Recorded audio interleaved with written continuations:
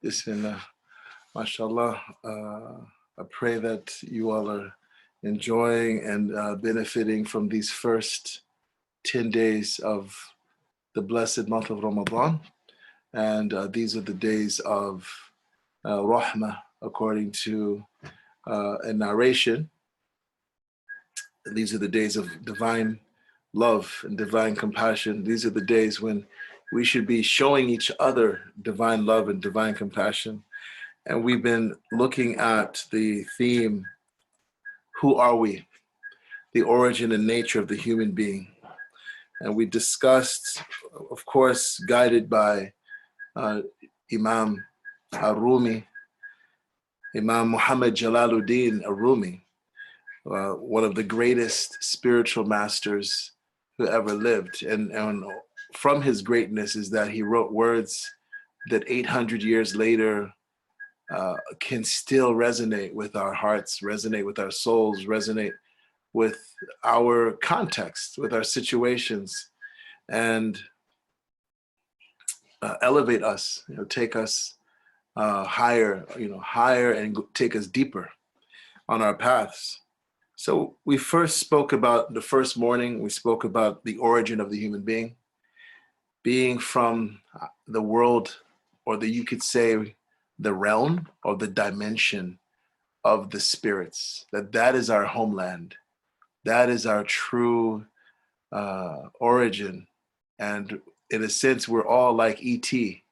We're all extraterrestrials. We're here for a short while, a few decades, maybe like the people of the past, a few centuries. And then we continue on. We continue on to other dimensions because we were created to exist in multiple dimensions. The human being was, and so that's part of our destiny, is to live in the physical, to live in the spiritual, and what's in between them, and the intermediate realm, what's called the barzakh in Arabic. And then we talked about again Rumi. We looked at Rumi's words on the three categories of creatures: angels, animals, and humans. And then the third day, we discussed the human microcosm, what is contained in the human being, and what is contained in the human being, right? Everything, everything. The great teacher, sage, Bawa Muhammad Rahim Muhyiddin, may Allah be pleased with him, who was from Sri Lanka. He's buried in outside of Philadelphia. He was a great ocean of deep spiritual knowledge and just of utter compassion for every life, every life. He used to say in his lectures that all 4 trillion things are within the human being. All the 4 trillion creatures on the earth exist within the human being and their qualities. And our responsibility, and yes, that's trillion with the TR, trillion, 4 trillion things exist within the human. And we have this awesome responsibility of bringing them all into harmony and synergy and surrender and acceptance of the divine. And along with those 4 trillion things, we have what's in the heavens and what's in the earths and what's in between them. All of that is within the human being. The throne, the reality, the essence, the qualities of the throne of Allah, right? The qualities of the kursi, and so much more. All of that is within the human being. Okay? We talked about the believer's heart, the qalb, what's called in Farsi, dil, the heart, the core of the human being, and what it was created for and what its potential is. Then we talked about the human spirit, and many of you gave me a lot of tremendous feedback on how beneficial that class was. And we also talked about spiritual guides and a more unorthodox, I would say, less institutionalized approach to spiritual guidance that I think a lot of you found liberating and freeing and relieving as well. And then yesterday, and the day before yesterday, we talked about the real you, discovering the real you. And yesterday we talked about not selling ourselves short and the value of the human being. So today, so all of that, and you can review the recordings on the Muslim Center of Greater Princeton YouTube channel, where I currently serve as Imam and scholar in residence. You can review, and really, Rumi, you have to read him again and again and again.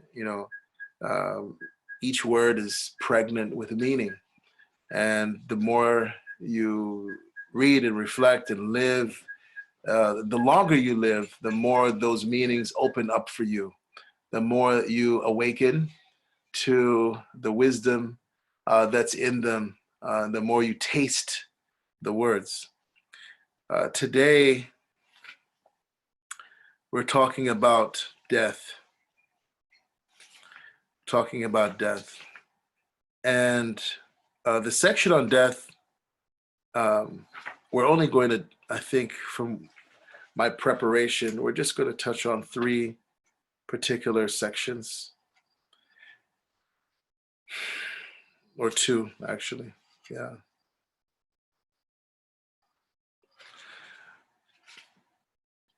The first section we're going to go through 2 or 3, inshallah. We'll see. Death. So there's a section here in the book called Facing Facts. Death, suffering, change. That's the fact, right? In the Quran, Allah calls death yaqeen, certainty, a certitude, that which is certain. We will all taste death.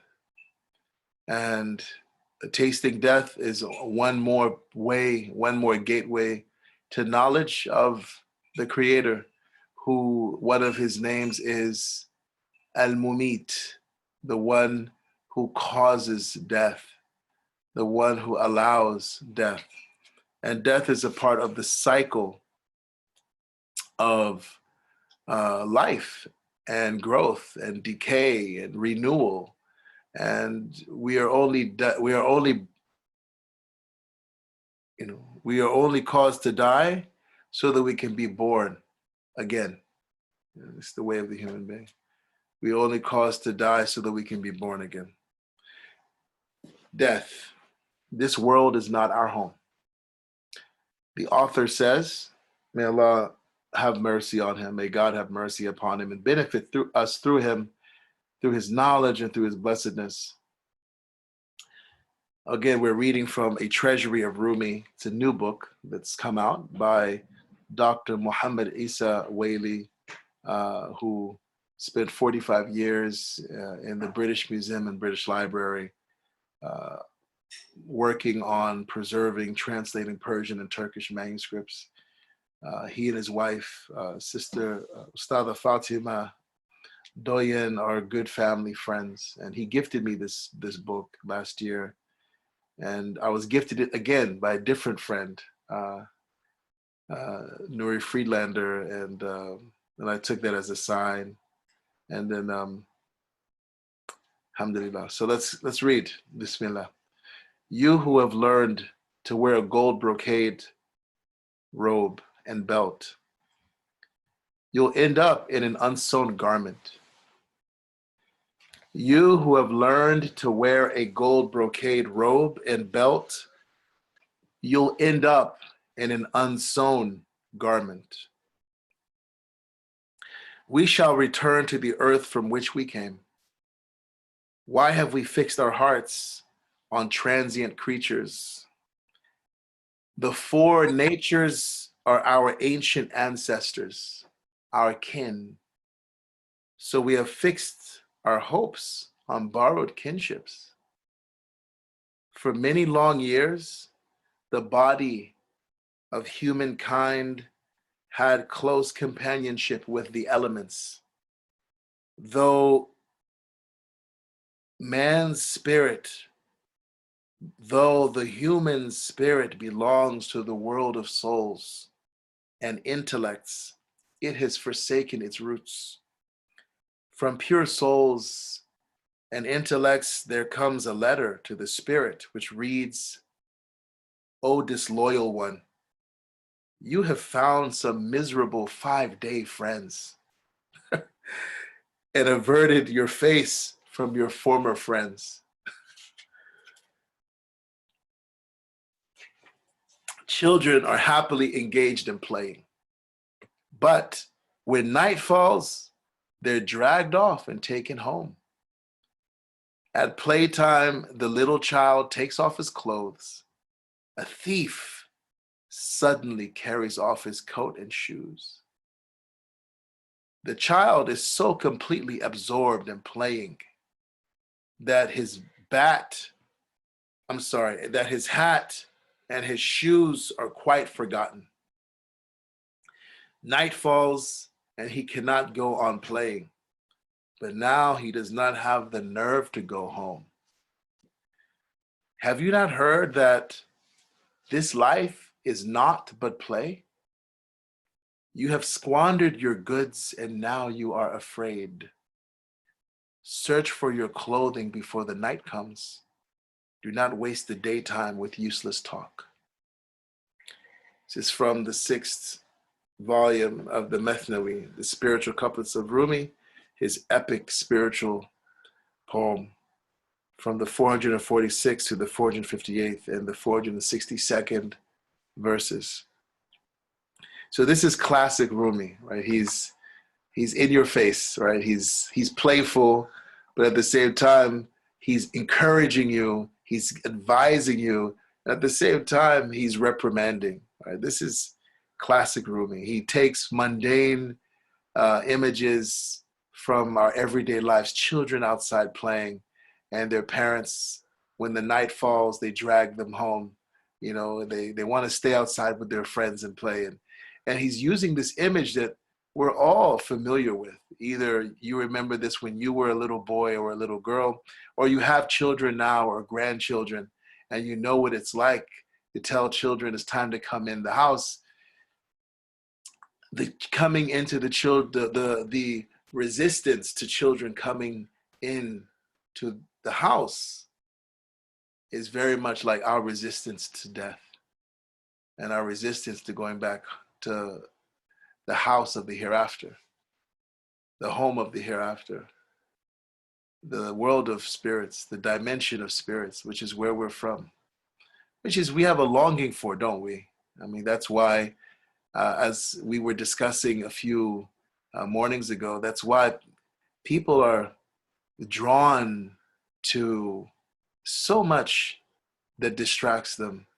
They're looking to return home through drugs, through psychedelics, through smoking marijuana and experiencing some kind of high or peace, or alcohol or gambling, or through sex or whatever, or through satisfying their ambitions of work and pursuing fame and fortune. It's all the nafs, it's all the self making an attempt at attaining transcendence, at attaining a deep sense of belonging, even a sense of oblivion and annihilation.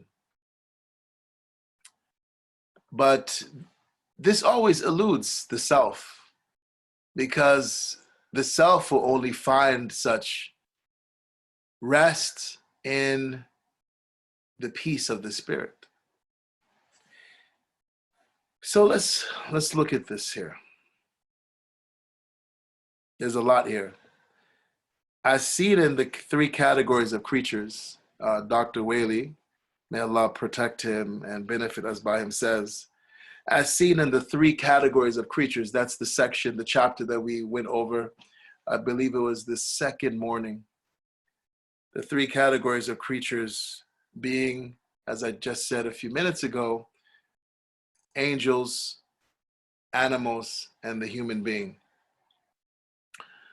Uh, it doesn't mean that those are the only three kinds of creatures that we're dealing with. Right? There are also jinn, and there are jinn that are uh, devoted to God and that are virtuous. And then there are also jinn, these invisible beings that are rebellious, that are like some humans. They are devils, they're shayateen. And there are devils, there are satans that are human, that are in human form, and some that are in jinn form. We seek refuge in God from both kinds. Sometimes the human devils are a lot more nasty than the jinn devils. So he says, as seen in three categories of creatures, humankind tends to be caught between its physical or bestial, animalistic, and its spiritual or angelic natures. So these are the two natures of the human being. And Imam al-Ghazali in The Alchemy of Happiness and other works that he's written, the path of the devotees, Minhaj al-Abidin and Ihya al-Ulumuddin, the revival of the sciences of the way, and so many other works, Al-Arba'in, the 40 usul, the 40 principles of spirituality. He talks about this dichotomy of the human being containing the angelic, containing the animal, and he divides them into those animals that are domesticated, that just want to eat and drink and have sex all day and all night and satisfy its pleasures, and the animals that are predatory, that are territorial, that attack others, other human beings, that is, or attack other creatures of Allah Ta'ala that are driven by their desire for power. And then he talks about the demonic elements that's also within the human being, except for those few whom God protects, like the prophets and the most high, the highest of the Siddiqeen and others like them, of the saints of truth. The demonic nature is that nature of the human being that's deceitful, that's conniving, that again seeks power, but not just through physical domination like a predator, but seeks power really through exploitation, through falsehood, through misguidance, and through rebellion against its creator. Right? And so Imam al-Ghazali says that our task is to, and Imam Rumi says the same thing in different words, that our task is to to bring all of these elements into a state of servitude to God, so that our angelic nature can become dominant, and ultimately we can even transcend our angelic nature and begin to tap into or manifest the human spirit, and become Rabbani. As God says in the Quran, Kunu Rabbaniyin, be godly, be godly. Physically, he says, we are made of the four elements: earth, air, fire, and water. And these are the four elements. And those of you who've studied Tibyunani, traditional Greco Islamic medicine, or Chinese medicine, or Ayurvedic medicine, are familiar with these elements. And these elements are not just used to understand the body, but these elements are energies. They are principles that help us understand the soul, the personality, the psyche, and our physicians of the heart, as well as the physicians of the body, use the knowledge of what are called the four temperaments to treat illnesses of the body, the mind, and the soul. And you should know that these four elements, uh, there's a really good book. There's two really good books on this that I encourage everyone to read. One is called Know Yourself. I have it here. Yeah. It's called Know Yourself by brother Alex Carberry, right? It's a small volume, right? And any couple that I do premarital counseling for, I require them to read it. And because if you don't know yourself before you get married, you don't know the best partner that suits you, right? And so you need to know, are you an air person? Are you a fire person? Are you a water person? Are you an earth person? Or are you a blend of one of these in your dominant nature? Prophet Muhammad sallallahu alaihi wasallam, he used this knowledge of the four elements when he would eat. That's why we break our fast on dates and water, right? So many of you are breaking your fast this Ramadan, drinking dates and water. But why? Well, dates are hot and dry, and water is cold and wet. And so these are all of the four elements. These four elements come together, they neutralize, they balance, right? And so again, these manifest in different ways in the seasons and the different times of your life, from your childhood to your elderhood. All of these four elements manifest and show up in many, many different ways.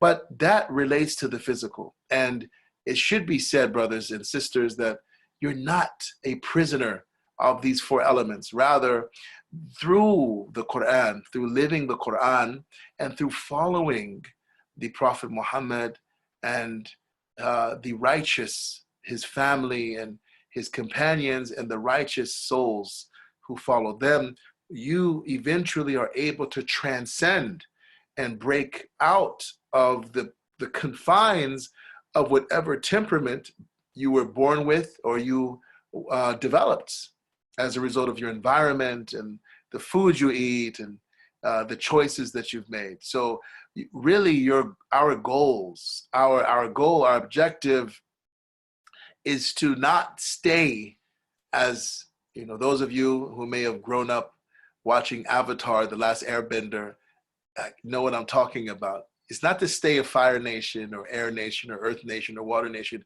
but to join the nation of light, a nur, to become a light being. And Prophet Muhammad, God bless him and grant him peace, used to make a beautiful prayer, and all his prayers are beautiful. In the morning, asking God, oh God, put light in front of me, put light behind me, put light on my right and light on my left, put light above me, put light below me, make me light, increase me in light upon light. And that's just a summary, that's just a little excerpt from a very long prayer of light. We are here to become light. Where your origin is light. Your spirit is pure light. Your original identity is pure light, like the angels. And you come from a dimension originally of pure light. But our goal here, our objective here, our struggle, our challenge here on the earth is to bring that light here. As we used to say, I remember when I was in church, as a young boy, we used to sing this song, "This little light of mine, I'm gonna let it shine." So you wanna shine that light here, and that is really what the Prophet ﷺ is showing us how to do through his sunnah, through his path, through his practices. Physically, we are made of the four elements, physically. Air, earth, air, fire, and water, and the corresponding qualities of coldness, dryness, heat, and moisture.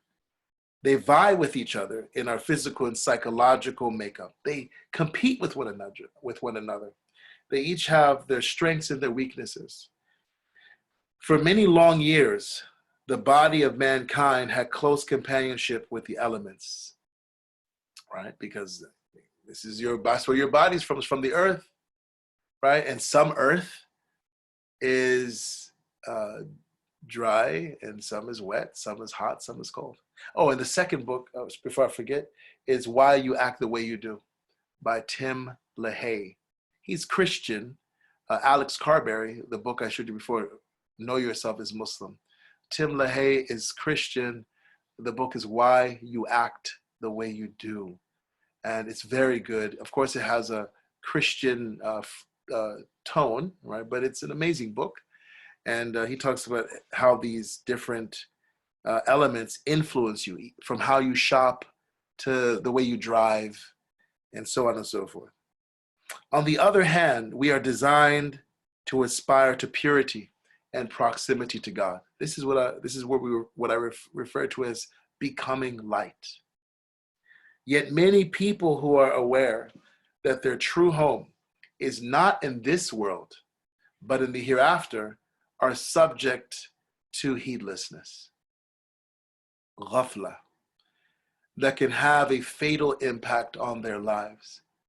So heedlessness, being distracted, right? This is part of one of the barriers, right, to us becoming light. And there are many distractions now. More distractions, I think, than our ancestors had. More distractions than your grandparents had, right?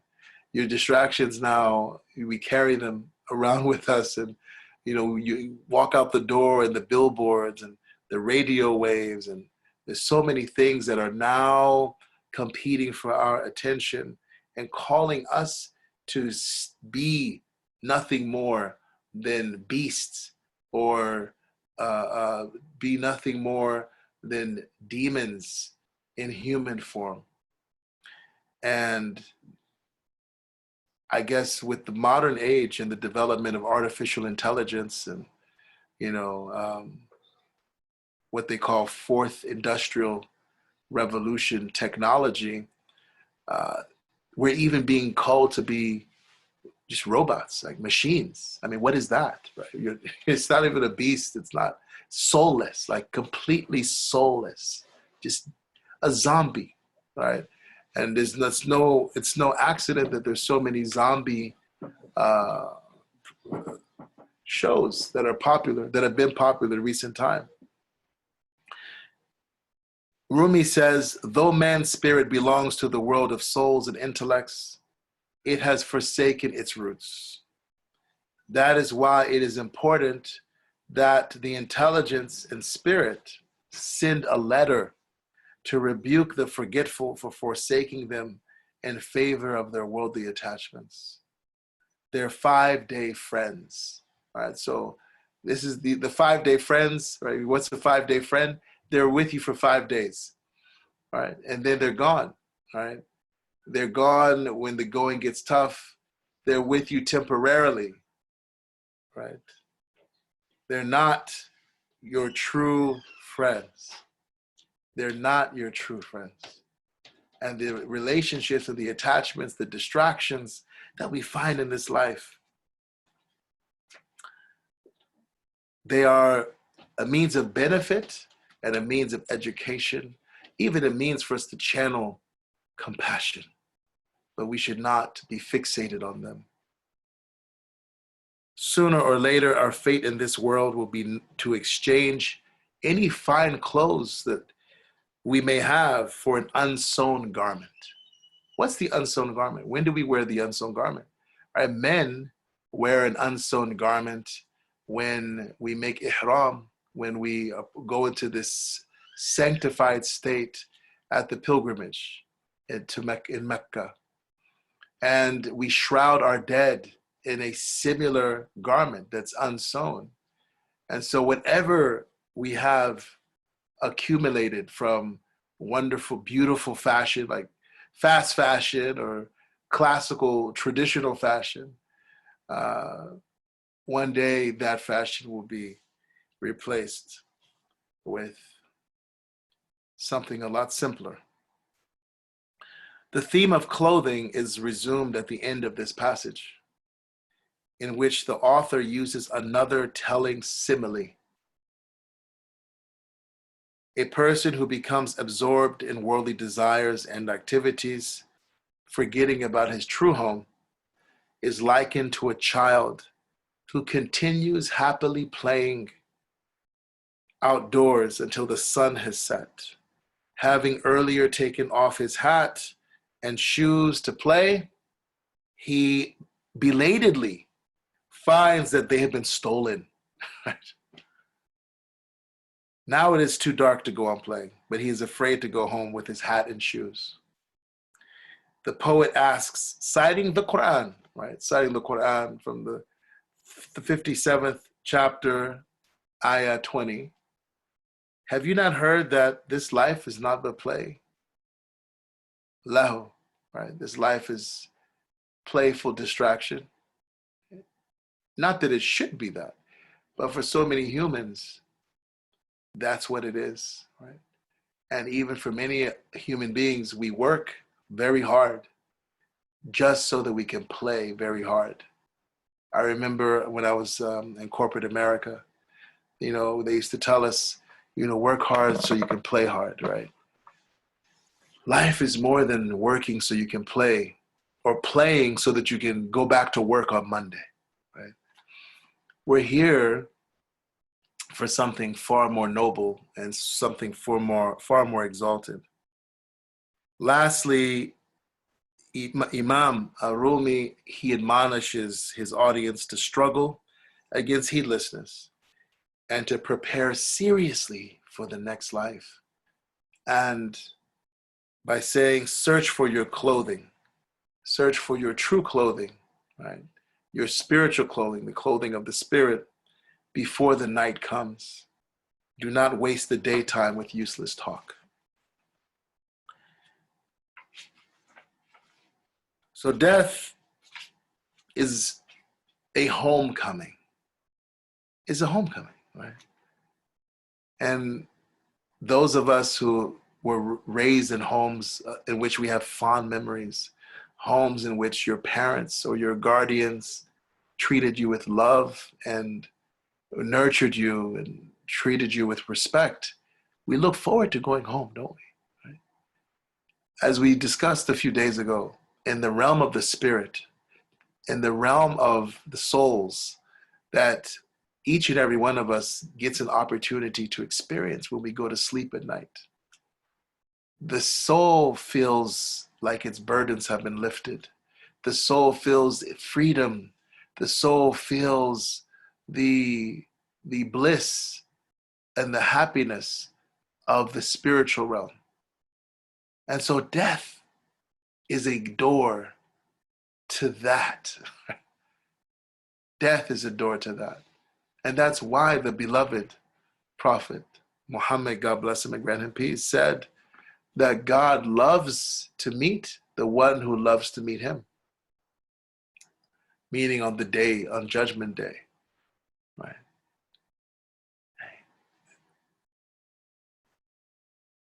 If we saw death as a homecoming to something that is so beautiful, then we would not see the loss of our loved ones as so devastating. Yes, we cry, and we should cry, we should mourn, and we should grieve with separation. Separation is difficult, separation is bitter. And Rumi talks a lot about separation, right from the beginning of the Masnavi. But we should not be lost on the bigger picture, right? That our brothers and sisters who go on before us, that they're going to their homecoming. And that's why in the Indian subcontinent and Persian culture, they call a person's death their urs, right? Urs comes from the word for a wedding, right? It's your return to your beloved. It's your return to God. And Prophet Muhammad sallallahu alaihi wasallam, he indicated this when he said in his final moments on this earthly plane, physical plane, when he informed our mother, his beloved wife, Aisha, may Allah be pleased with her, that your companion has been given a choice, right? What the illusion is a choice between staying in this world or going to his homecoming. And he responded saying that he had chosen Al-Rafiq Al-A'la, Al-Rafiq Al-A'la, the most exalted friend, the most exalted friend.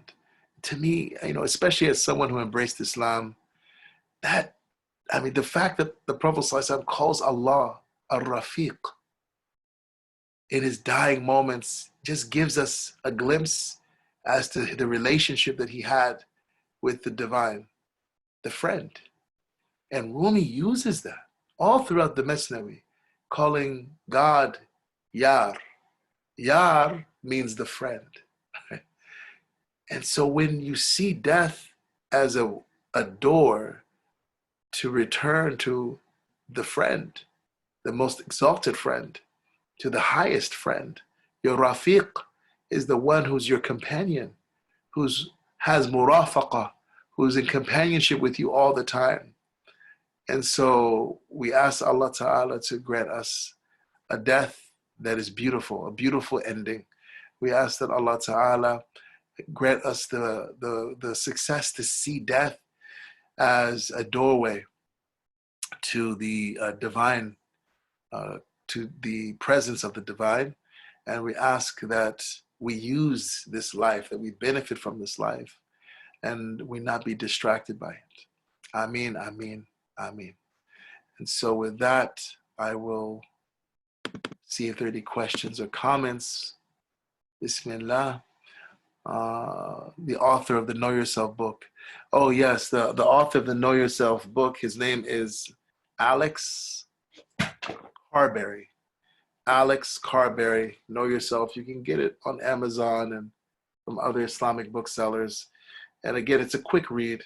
It's only 85 pages. And it does a really good job of explaining the four elements. And these four elements are really important to understand. There's another good book by Dr. Karima Burns. She's a naturopath, called, I think it's called Disciplining Your Children, using the four elements, the four temperaments, something like that, right?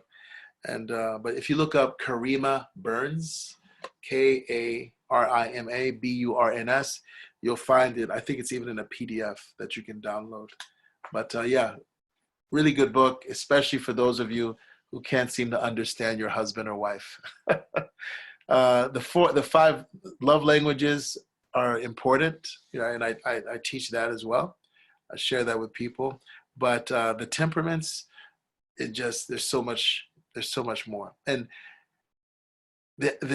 Muslim scholars even went so far as to identify how certain letters of the Arabic alphabet are air letters. Certain letters are fire letters. Certain letters are water letters. And certain letters are earth letters. And because of that, certain ayat take on a particular, they have a particular impact on you and me.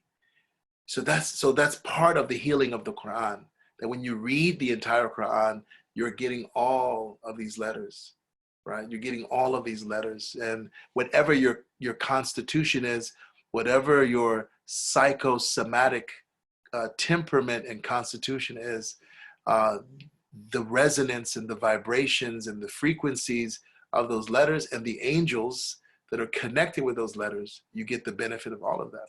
And so that's one of the really, really special things about the month of Ramadan. Instead of having, I know singing bowls are very popular and for, chakras, aligning chakras and whatnot. But when you're reading the Quran, you're doing something that's far, far, far more powerful than using singing bowls to align the subtle energy centers in your body. The very letters of the Arabic language contain tremendous, tremendous power and light. Even if you don't understand what you're saying or what is being recited, you are still reaping the benefits. With the only condition is that when you listen, that you are still, and you are silent, that you have insult. And Bismillah. Sami, I don't understand your question. Is this Muhsin Hassan? I'm not sure what you're asking. Maybe you can restate it. I don't know if you're asking about a person or someone that something I mentioned. Okay. Oh, Sister Zainab, Allah bless you. May Allah bless you, reward you. Thank you for mentioning the prayer of light. And so the whole prayer, for those of you who may not be familiar with it, I'll say it in English, then I'll read it. It's the meaning is, oh God, through all of your names, place light in my heart and light in my tongue, which means also in my speech, right? Place light in my speech. Place light in my hearing. Place light in my vision. Place light above me, and place below me light. Place on my right light and on my left light, and before me light, and place behind me light, and place light in my soul, and increase for me light, and magnify for me light, and make me light, and make for me light, and make me light, which again is just incredible that he's used to say this, and that we should be saying this. And make for me a light. And in Arabic, the indefinite form is not just to indicate indefiniteness, but it also indicates immensity. So you're not just asking for a little light, like this little light of mine. No, you're asking for a vast light. وَاجْعَلْ لِي نُورًا. Grant me, make for me a vast light, and make me a vast light. Oh Allah, give me light, and put light in my fingers and my toes, and put light in my flesh, put light in my blood, put light in my hair, put light in my skin. And in other prayers he used to say. So that's what I just read. That's what he used to say in the mornings, at dawn, before dawn or after dawn. And then on other occasions he would say, "Oh God, through all of your names, give me a light in my heart and a light in my muscles, right? In my bones, rather. Put light in my bones, and increase me in light, and increase me in light, and increase me in light, and gift me light upon light." We should all learn this by heart. You should say it in the mornings. In Arabic, again, it's very beautiful. More beautiful, I think, than it is in English. اللهم اجعل في قلبي نورا، وفي لساني نورا، وفي سمعي نورا، وفي بصري نورا، ومن فوقي نورا، ومن تحتي نورا، وعن يميني نورا، وعن شمالي نورا، ومن أمامي نورا، ومن خلفي نورا، واجعل في نفسي نورا، وأعظم لي نورا، وعظم لي نورا، واجعل لي نورا، واجعلني نورا. اللهم أعطيني نورا، واجعل في أصابعي نورا، وفي لحمي نورا، وفي دمعي نورا، وفي شعري نورا، وفي بشري نورا.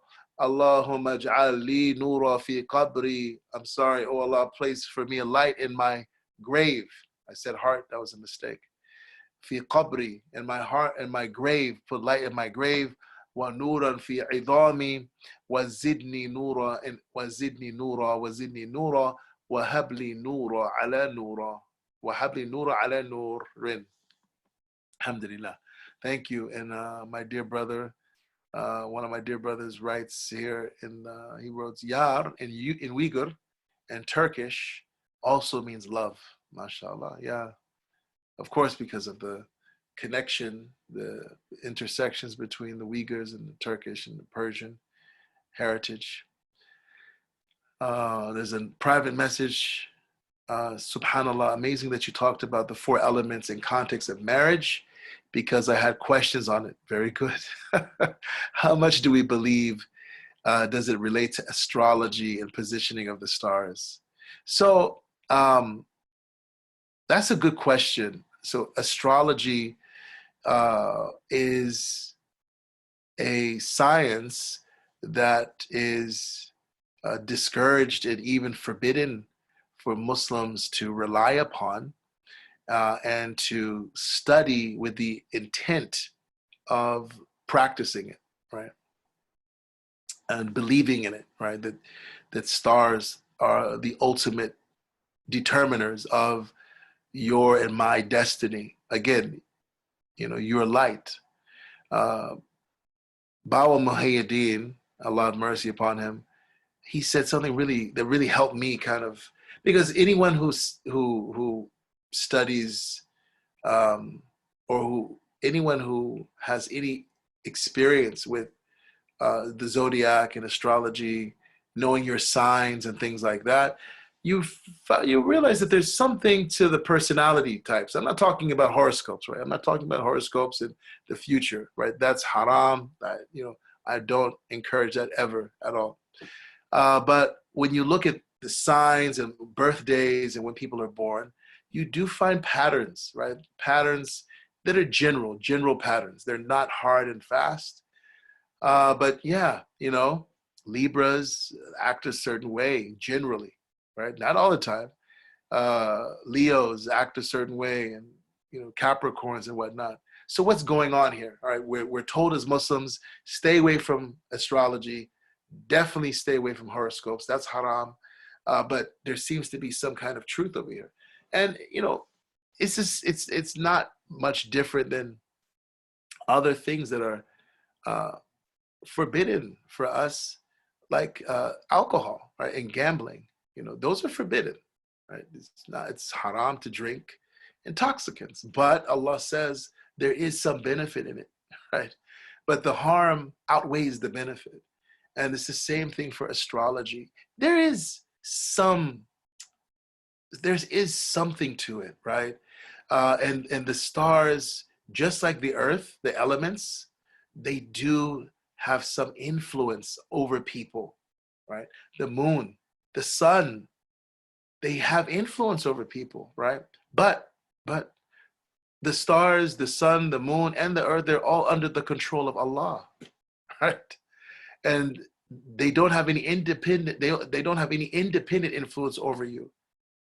And your prayers, Imam Az-Zarnuji says this in his beautiful, wonderful book, The Instruction of the Student Regarding the Path of Learning, Ta'lim Muta'allim Tariqa Ta'allum, that instead of focusing on horoscopes and astrology, pray to God for the things that you need, the things that you want, and pray to God to avert calamities and trials and tribulations.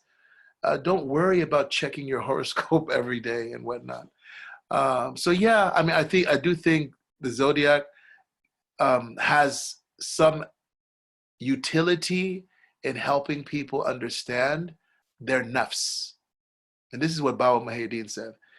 He said, as long as you are living and I'm paraphrasing, but this is the essence of what he used to teach. As long as people are living in the prison, in the cage of the four elements, in the prison of their physicality, of their desires and their lusts, then they may find that the zodiac gives them some insight into their personality, their psyche. He said, but once a person breaks through and goes beyond and transcends the elements through faith, through Iman, through the enlightenment, the spiritual enlightenment of the soul by Allah subhanahu wa ta'ala, and by the blessing of Prophet Muhammad sallallahu alaihi wasallam's teachings, peace and blessings be upon him. He said, the zodiac doesn't have any anything to say about you, because now you can't be predicted, right? You can't be put into a box. The spirit, we talked about this a few days ago, the spirit is free, unpredictable. You could even say the spirit is wild, right? But wild not in a sense of being uncivilized, just you can't control the spirit. You can't confine the spirit. Who can catch light, right? It's light, right? And so my answer to you is that astrology and the zodiac are very limited, right? The more faith you have, and all of you, mashallah, you're here. It's the morning. It's a Friday. You know, you have some of you have work. Some of you have school. You're fasting. I mean, you're people of faith, as far as I'm concerned, right? You know, anyone who has some degree of faith has begun the path of breaking free of the elements and going towards nur, going towards light, right? And so the more you go towards light, the deeper you go, or you could say the higher you go in your faith, the less the zodiac can tell you anything about, you know, your past, you know, definitely not your future. Allah is the one who decrees that, and Allah knows best. And so I know that's not the typical answer that you hear from an imam, right, about the zodiac, but I think it's a more balanced understanding, and it's an understanding that I think more people will find makes sense to what they've experienced in their lives. Yes, Sister Sharon, know yourself, absolutely. Man arrafa nafsahu arrafa rabbahu. Whoever knows themselves will know their God, will know their master. Yeah, knowledge of the self is the key to knowledge of God. Oh, mashallah, Brother Ramik. Wa alaikum salam, mashallah. I was just, I appreciate you and all the times we spent together in Atlanta. Okay, yeah, okay. Thank you, Sally, for clarifying that. Allah bless you. And let's see. Okay, okay, thank you for the YouTube link. I'm not sure what that's for, but what the topic is, but I'll copy it and look it up. Thank you. I need the authors written in chat for Rumi, 6th volume. Know yourself, why you act the way you do. Okay, I can write those. If someone, okay, has someone, Alex Carberry, Know Yourself, Tim Lahaye. Yeah, and that's the same Tim Lahaye who did the Lost, what was that thing called? The Left Behind series. It was a series of nonfiction Christian novels about the apocalypse and Armageddon and the end times and Judgment Day. That's the same Tim Lahaye. But this book is not, fiction. This book is about the nafs. It's about the soul. Again, he is an evangelical Christian. And so when he talks about transcending the nafs, transcending the soul, Tim Lahaye says the way to do that is by accepting Jesus Christ, peace and blessings be upon him, as your personal Lord and Savior. And that is in the book. I'm just letting you know, if you do decide to read the book. But that's not most of the book. The book is not designed, so to speak, to convert you to Christianity or anyone to Christianity. He's just letting people know, again, you're not a prisoner of your past. You're not a prisoner of your temperaments either. And I think that's a powerful message, even though I would say that accepting Jesus as God or as the Son of God is not, first of all, it's not true. And then secondly, Allah has given us a clear path of transcendence of the elements. Wa alaikum salam wa rahmatullah to all of you. Imam, this is my beginning stretch yoga meditative song. Alhamdulillah. Oh, good. Okay, thank you. All right, thank you, Sister Sia. Yeah, Sister, the Prophet Muhammad, God bless him and grant him peace, he used to have these affirmations. Some of them are affirmations, some of them are supplications, some of them are invocations, and some are recitations from the Quran that he would recite typically in the mornings and the evenings. And this is one of them. There's a, let's see, the collection that you will find this in is there's a collection that you can find called Fortress of the Muslim, Hisnul Muslim in Arabic, Fortress of the Muslim. There's an app for that, right? You can download it to your phone. There's a PDF on it. You can buy the book. It's called Fortress of the Muslim. There's a section in that, morning supplications, evening supplications, where you'll find this and many, many, many other supplications that the Prophet ﷺ, just beautiful supplications that he used to make in the morning and the evening that we should all be saying. There is a devotional, there's a devotion that I like to recite called the Gentle Litany, Wird al-Latif, that was compiled by the great sage Imam Abdullah al-Haddad, that doesn't have this particular prayer in it, but it has a collection of other supplications, affirmations, and meditations that we should say and reflect upon in the morning and the evening. So if you look at those two, Fortress of the Muslim, as well as the Wird al-Latif, that's WIRD LATIF. I'll write it here for you. If you just search for those, you'll find them. Oh, send it to a person privately. Sorry about that. Okay, so I hope that helps. They are an ocean of just deep spirituality and knowledge. Thank you all for answering. Let's see. Any info on fitra? Like how much per person? Okay, so I think. Okay. Okay, I see. Okay, Brother Kashi was asking about the fitra, the zakat al-fitr. So zakat al-fitr, which is the obligatory charity that Muslims give towards the end of Ramadan, before the Eid prayer, preferably 3 days before the Eid. Some people give it at the beginning of Ramadan, is $7 $7 for yourself, as well as every Muslim dependent in your home, right? And even if they're not living with you, if you have a child, for example, who's studying abroad in there, but they're still depending on you for their livelihood and their provision, then you still give it for them. So if you have a family of, for example, 5, then the fitrah or the zakat al-fitr will be $35.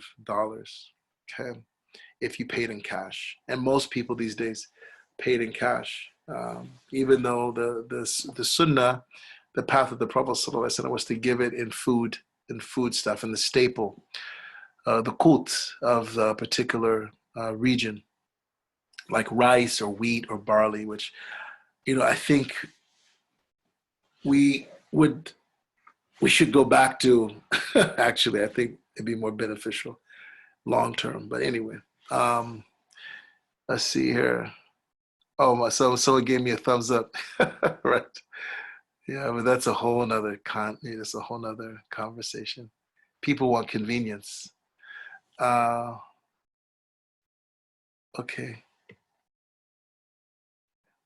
Okay, mashallah. Thank you for sharing that. Someone shared with me. Okay. Let's see. I'm thinking this Turkish. Knowledge should mean a full grasp of knowledge. Knowledge means to know yourself, heart and soul. If you have failed to understand yourself, then all of your reading has missed its call. What is the purpose of reading those books? So that man can know the all-powerful. If you have read but failed to understand, then your efforts are just a barren toil. Beautiful. It's really beautiful. Thank you. for sharing that. And okay, thank you, Sister Zainab again. Sister Christina Roundtree. Yeah, thank you. Yeah, sharing the link, YouTube. Yeah, Suhail Bai, Brother Suhail says, if death is the homecoming, does that mean one's spiritual journey only begins when one dies?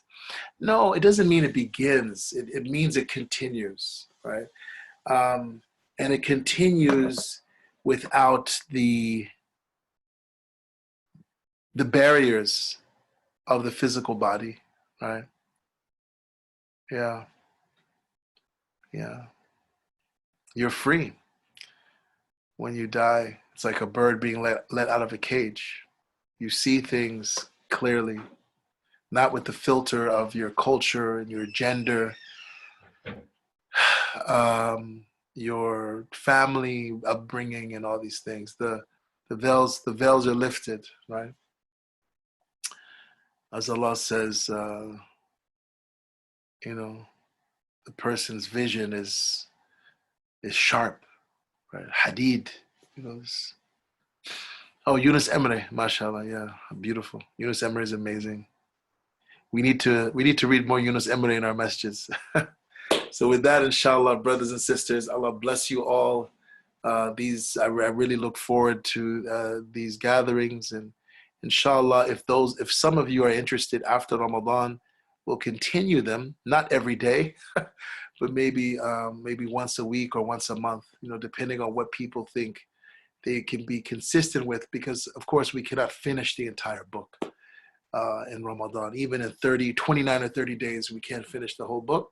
But again, I thank you for your presence and your support, and I hope that this really is we need a resurgence of Muslims who are benefiting from the teachings of Imam Rumi.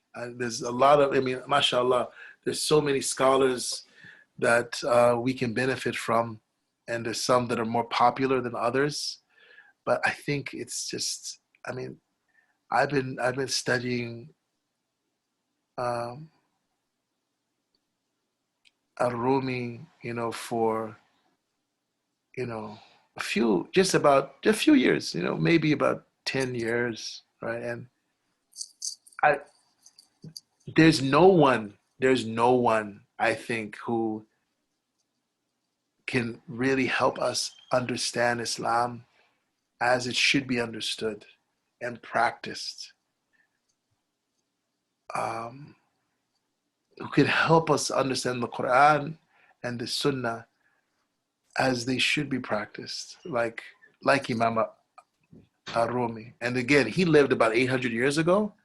And so the update he brought, right? So each of these great scholars, these great saints, they kind of, they revive, they do tajdeed. His tajdeed is 800 years old. And there's been tajdeed by other great sages, men and women, since Rumi. But you can't understand or really benefit from them unless you get to Rumi first, right? So, alhamdulillah, I pray that Allah blesses us to continue this and that this grows. Jazakumullah khairan.